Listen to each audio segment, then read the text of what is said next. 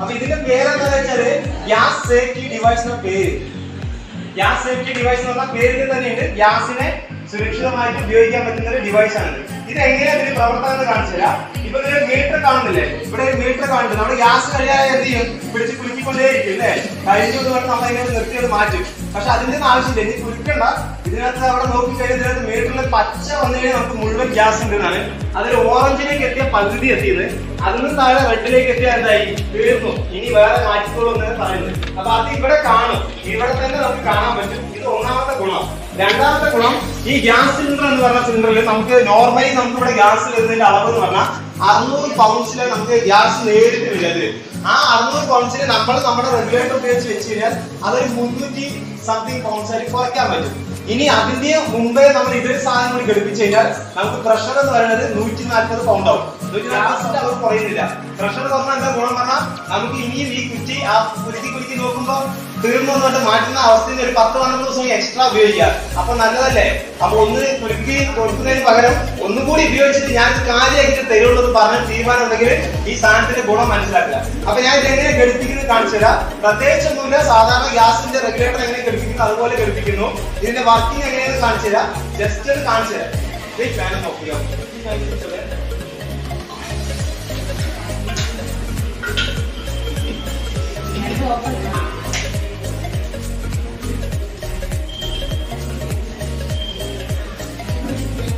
ഇപ്പൊ ഈ ഡിവൈസിലാണ് സാധാരണ റെഗുലേറ്ററിന്റെ അടിയിൽ സാധാരണ പോലെ ഘടിപ്പിച്ചിട്ടുണ്ട്. ഈ ഘടിപ്പിച്ച് വെച്ചിട്ടുള്ള സാധനം ഇതിനകത്ത് നമുക്ക് ഗ്യാസ് രണ്ടിലുണ്ട്. ഗ്യാസ് ഇതിന് ഗ്യാസ് വരണമെന്നുണ്ടെങ്കിൽ ആദ്യം ചെയ്യുന്ന പ്രോസസ് 2 ഓണായി. 2 റെഗുലേറ്റർ ഓൺ ചെയ്ത് കഴിഞ്ഞാൽ നമുക്ക് ഒരു കാര്യം ചെയ്യാം. ഞാൻ ഈ ചെയർ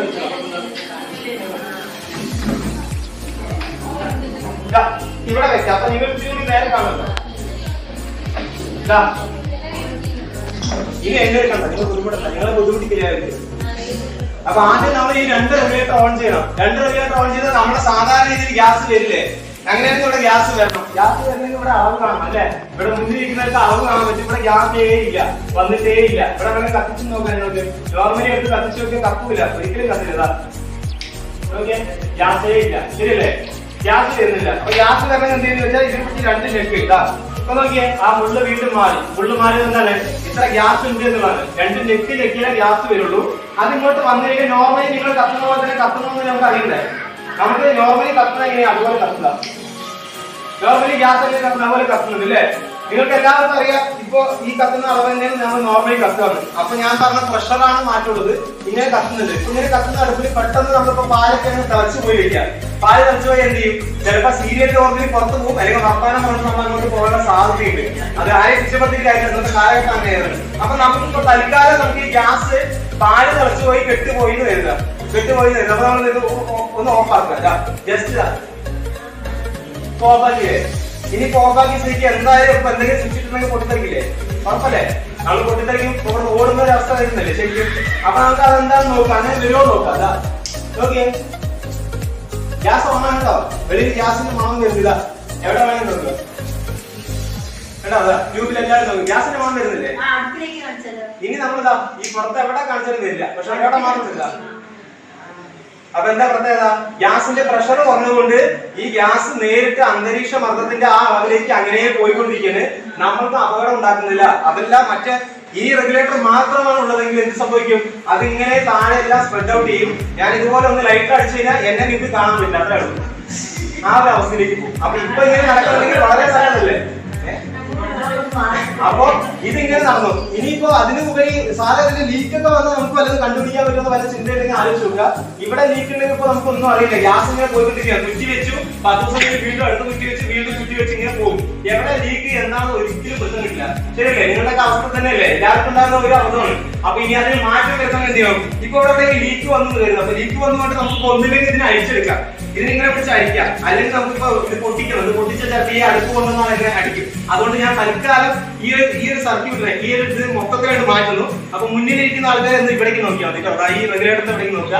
ഇപ്പൊ ഈ സർക്യൂട്ട് പൊട്ടി അല്ലെങ്കിൽ ഇവിടെ ലീക്ക് വന്നു ഒന്ന് നമുക്ക് സങ്കല്പിക്കുക. കേട്ടോ, അവിടെ ഓഫായി. അപ്പൊ അവിടെ ഓഫായി കഴിഞ്ഞാൽ എന്ത് സംഭവിക്കുന്നു, ഓട്ടോമാറ്റിക്കലി ഇവിടെ ഓൺ ആണ് കേട്ടോ. ഇവിടെ ഓൺ ആണ്, ഗ്യാസ് ഇവിടെ ഓഫാണ്, ഇവിടെ ഓഫായി. ഇവിടെ ഓൺ ആണ്. ഇനിയിപ്പോ നമ്മൾ അമർത്തി നോക്കുക, ഓഫായി. നമ്മൾ അമർത്തുമ്പോ ഓണായി, ഓഫായി. അതായത് ഇവിടെ നിങ്ങൾ എന്തെങ്കിലും തരത്തിലുള്ള പൊട്ടലോ ചീറ്റിലോ എവിടെയെങ്കിലും ഉണ്ടായിട്ടുണ്ടെങ്കിൽ നമ്മൾ പോലും പ്രതീക്ഷിക്കില്ല, ശരിയല്ലേ? ഇവിടെ എന്തെങ്കിലും സംഭവിക്കുമ്പോൾ നമ്മൾ അറിയോ, ഇതിനകത്ത് എവിടെയെങ്കിലും ലീക്ക് ഉണ്ടാവാം, ഇവിടെ എവിടെയെങ്കിലും ലീക്ക് വെച്ച് വരാം, പൊട്ടാൻ എന്ത് സംഭവിക്കാതെ അപ്പൊ തന്നെ ഈ നിമിഷം ഈ സാധനം കട്ട് ചെയ്യും. അപ്പൊ കട്ട് ചെയ്താൽ എന്താ ഗുണം? നമ്മുടെ ലൈഫ്, നമ്മുടെ വീട്ടുകാരുടെ ലൈഫ് ഒക്കെ നമ്മുടെ കയ്യിൽ കിട്ടും. ഇനിയിപ്പോ ഇത് ഓണാണ്, ഈ സാധനം ഇതിങ്ങനെ വെച്ച കത്ത് വന്നൊരു സംശയം ഉണ്ടാവില്ല കേട്ടോ. ഞാൻ ഇവിടെ കാണിച്ചു കേട്ടോ, വെള്ളമൊന്നുമില്ല, ഇത് ഓണാണ് കേട്ടോ. ഇനി വരില്ല, ഇനി വരണമെന്നുണ്ടെങ്കിൽ ഇവരെ ഒരു കണക്ട് ചെയ്യണം, ഇത് ശരിയാക്കിയാലേ ഞാൻ ഇത് വരുള്ളൂ എന്ന് പറയുള്ളൂ, മനസ്സിലായോ? അപ്പൊ ഇത് കണക്ട് ചെയ്യുമ്പോൾ തന്നെ അത് തകരാറുണ്ടെങ്കിൽ അപ്പൊ തന്നെ അറിയാൻ പറ്റും. അപ്പോ ഈ ഡിവൈസിന്റെ പ്രത്യേകത ഇത്രത്തോളം ഗുണങ്ങൾ ചെയ്യുന്നതാണ്. ഇത് ഈ രീതിയിൽ കൺട്രോൾ ചെയ്യുന്നു. ഗ്യാസ് എന്റെ വീട്ടിലെ അനുഭവം വെച്ച് പറഞ്ഞുതരാം. ഈ ഒരു സാധനം വെച്ചിട്ട് ഏകദേശം 1 വർഷത്തിന് മേലെയായി. ഇന്ന് എന്റെ വീട്ടിലെ 1.25 മാസം ഉപയോഗിച്ചിരുന്ന ഗ്യാസ് ഇന്ന് 2 മാസം ഉപയോഗിക്കുന്നുണ്ട്. എന്റെ അമ്മയ്ക്ക് ഒരുപാട് സന്തോഷമായി, കാരണം അടിക്കടി ഗ്യാസ് മാറ്റുന്നത് എന്നെ വിളിക്കില്ല, കാരണം നമ്പർ എന്റെയാണ്, വിളിക്കടാ ബുക്ക് ചെയ്യടാ എന്ന് നിലവിളിക്കും. ഇപ്പൊ അതില്ല, ഒരു 2 മാസം കൂടുമ്പോൾ ഒരു വിളി വിളിച്ചാൽ മതി. അപ്പൊ എനിക്ക് ഒരു വർഷത്തിൽ ഒരു 6 വിളി വിളിച്ചാൽ അതിനും 6 വിളിയോട് തീർന്നു, എന്റെ പ്രശ്നം തീർന്നു.